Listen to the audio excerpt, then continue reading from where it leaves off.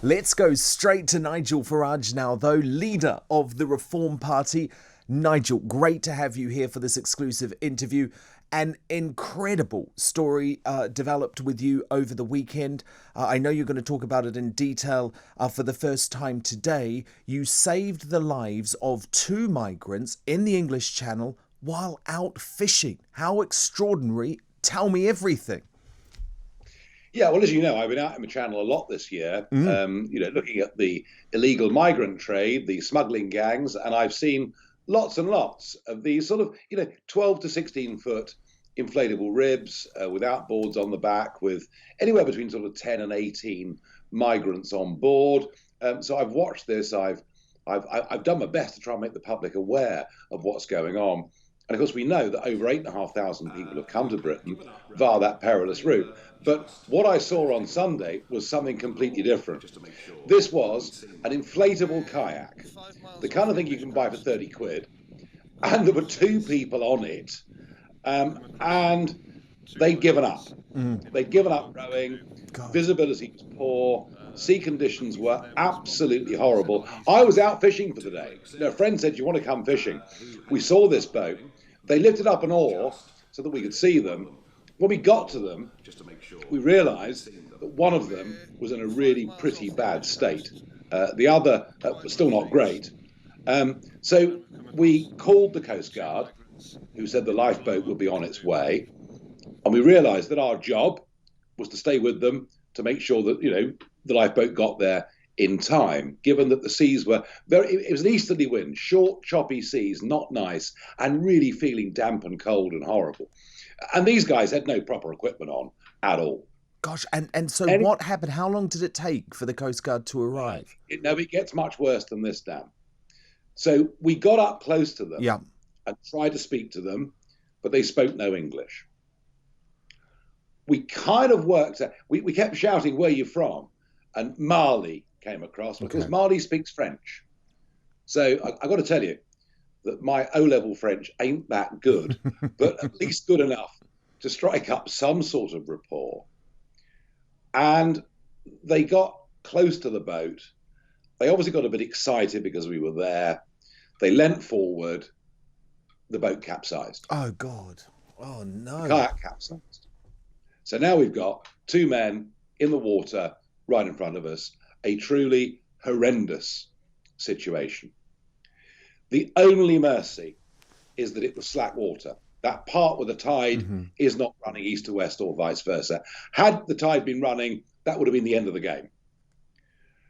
As it was, they both managed to grab an end of the upturned kayak. We got it in with a boat hook, and the weakest guy, and he was weak, 2 of us got hold of him.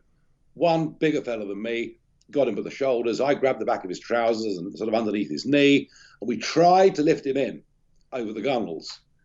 And he didn't even have the strength to use his feet on the side. I mean, he literally had nothing, and we couldn't get him in the boat. And even though I thought, his survival might depend on us getting him over the side, we just couldn't do it, Dan. It was a really, really horrible few minutes. When that failed, we were able to flip the kayak over because it was such a light piece of kit. We put a ring round him, put him back in the boat. His mate, who'd been in the sea for all this time, was a bit stronger. We got him in too, just about. We then waited. We tied them fore and aft on our vessel with some ropes. The guy that we tried to get in was in a very bad way. We were the only vessel within sight. Visibility was poor. They told us they'd set out at 3 o'clock the previous afternoon. So by the time we got to them, they'd been out there for 18 hours. In the end, a small lifeboat came out, picked them up, and off they were, and they were safe. And look, I deplore this trade. I deplore the fact the British government encourages criminal gangs and people to take risks. But believe you me, I've been close to death a couple of times. I've been in a plane crash. I've been in a major road traffic accident. I've never actually been within touching distance of somebody that I thought might die before me. And it was a very, very sobering experience. We gave them lots of cups of coffee whilst we had to wait for the lifeboat, which they clearly appreciated. Two young lads in their early 20s who'd come from Mali, believing that the streets of London are paved with gold. And this is all our fault. And Nigel, can I just ask what happened when the Coast Guard did turn up? And do you know where these two men are now? No, they're probably in a 4-star hotel somewhere, with a flat screen TV, being given 3 meals a day, and probably thinking this is El Dorado. At some point in time, of course, that will end. And at some point in time, they will finish up working in the illegal community, that economy that no one talks about in this country. They'll probably become modern day slaves in the United Kingdom. And that's the reality of what happens to so many of these people. And I also think, with 85% of those that come through this route being young men, they're leaving behind women, they're leaving behind children, leaving behind older men. This is all our fault. For once, I'm not going to blame the French. Let's blame our own government. We allow thousands of people to come in every year, over 80% of whom would never, ever qualify for refugee status. We're now housing 56,000 people like this at a massive cost to the UK economy. On a human level. Well, I was going to say because just let me finish with one point. Yes, of course. On a human level, if we hadn't got there, within 90 minutes, they both would have been dead. They would have died of hypothermia, probably been tipped out to the bottom of the sea, and nobody would even have known they'd attempted the crossing. There will be major tragedies this winter in the English Channel unless we act. Well, that's what I was going to say, because obviously, while I imagine your contention is that the government still has not got this under control, it's also extraordinary because it does show this situation proves that probably far, far more men are coming over than has been reported. Some are probably reaching the shore successfully, but probably many more are dying as well, and we just don't know about it. Yeah, I do wonder, because Davy Jones's locker, as it's known, can absorb bodies that are simply never, ever seen again. And then, a week later, a smashed up inflatable, or what's left of an inflatable kayak, appears on a beach in Jersey, and who's to know what it was? Look, we need to take more responsibility for what's going on here. Priti Patel gave a big sort of press statement on Saturday saying, isn't it marvellous? We've got a new enhanced deal with the French. There are more gendarmes patrolling the beaches. Oh, what she didn't say publicly, we're giving the French another 28 million quid of our money to police the beaches. Unless you send, and Dan, you're from Australia. New Zealand, but close. Sorry, you're New. I apologise. Yeah. But I do know very well what happened. I know what happened very well with John Howard and stopping the boat. The Australians said, if you come illegally to Australia from Indonesia, you will not be allowed to get refugee status. And do you know what happened? The boat stopped coming, and the drowning stopped too. Yep. No, it did. It did, and it also probably kept John Howard Prime Minister as well. Let's be honest. Look, what do you think needs to be done, Nigel? Is this deal with the French enough? No. Even if you double the number of gendarmes, we're dealing with a beach frontage in France from which they could come of over 100 miles. We're dealing, and if you fly over northern France on a clear day, you'll see just tens of thousands of acres of sand dunes. It's impossible to stop people from coming if they want to stop. Oh, you can stop half of them, you can stop 70% of them. But if more and more want to come, there isn't much you can do. The only way to deal with this is to say we will not accept anybody into our country who comes via this illegal method. And of course, it isn't just this, because last week off Harwich, 69 illegal stowaways were found on a vessel. Plus, there are people coming in on the backs of lorries. If the message is, get to the UK, your chances of being deported are less than 5%, people will keep on coming. Nigel, look, there are two other seismic news stories, both of which you are closely involved with, I need to ask about. Before we come to today's vote in Parliament, William Hague predicting the possibility of a no deal in today's Daily Telegraph, or at least suggesting that a no deal Brexit is far more likely than anyone's talking about.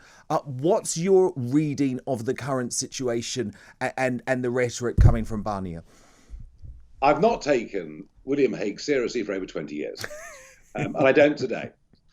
Look at the real story today. The real story today, as Barnier has boasted, is the British have agreed to maintain the Human Rights Act, to maintain the European Convention on Human Rights, and to maintain the supremacy of the European Court of Human Rights over our own Supreme Court.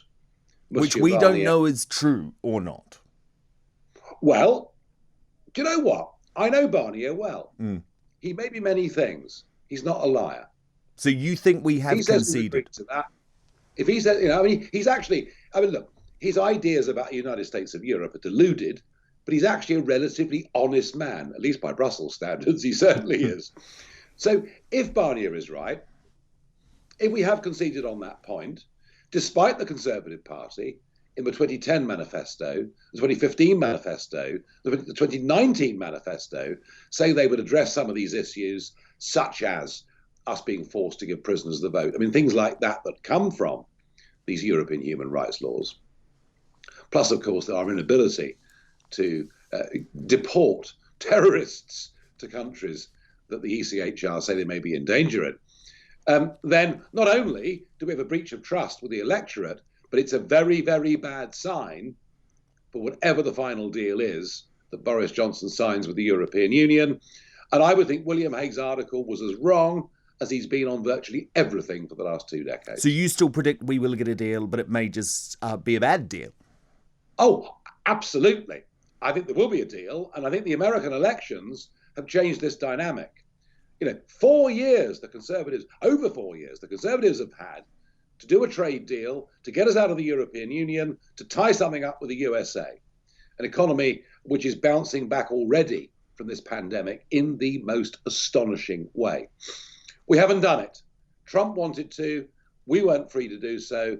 Biden is not going to be doing a free trade deal with the United Kingdom anytime soon. His priority is to repair, as he sees it, America's relations with the European Union. Well, it's Joe Obama, isn't it? We're back to the back of the queue. That's the reality. There can be any type of rhetoric, but it's back to the back of the queue. We know that. He was the vice president when Obama made those comments. That's exactly where we are. And so Boris, not wishing to look friendless on either side of the Atlantic, I think will sign up to something that doesn't make us as free as we should be. I hope I'm wrong. But if Barnier's half right about us maintaining the ECHR as being superior to our own Supreme Court, I fear a sellout. There's a vote about to take place in Parliament 1 hour away.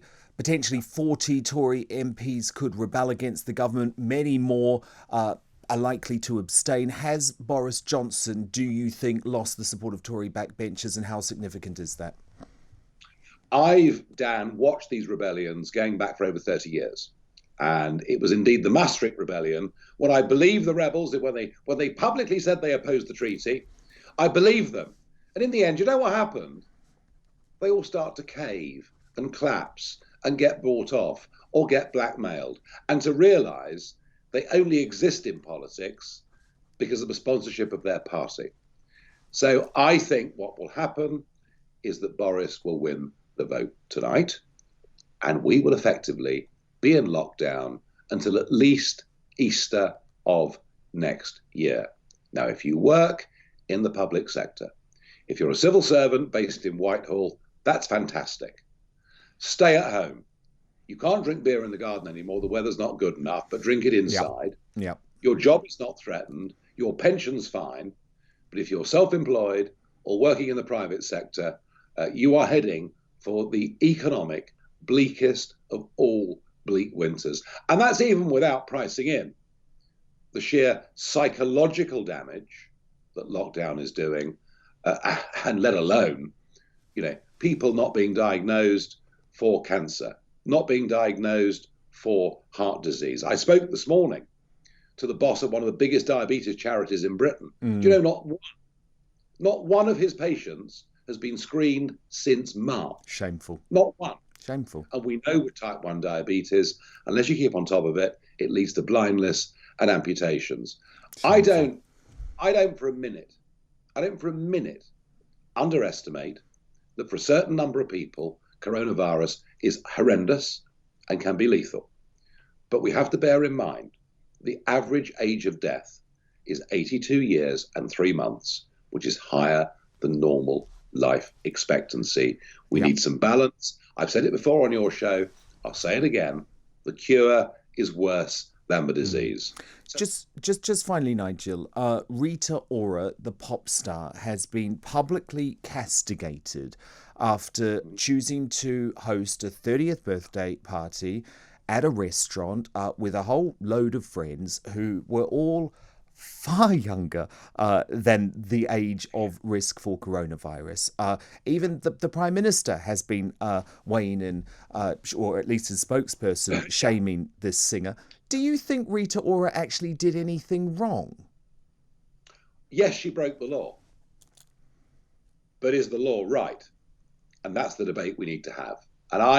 And Dan, I've just finished 21 years as a member of the European Parliament, and I was told on day one that lawmakers must not be lawbreakers. And even though I'm not an elected politician anymore, I don't think it's my job to urge people to break the law. But I do think it's my job, as a public political figure in this country, to urge people to have proper conversations with their members of parliament and to question every single statistic, every single piece of dodgy data this government is giving us. We're not quite yet at the Iraq war levels, but we're not too far away. Indeed. Nigel Farage, leader of the Reform Party, thank you so much for being here. And of course, Nigel Farage Investigates has launched a new episode which you can find on Nigel's Twitter page right now. That is investigating some of the outrages going on at pubs around Britain. Definitely worth a watch.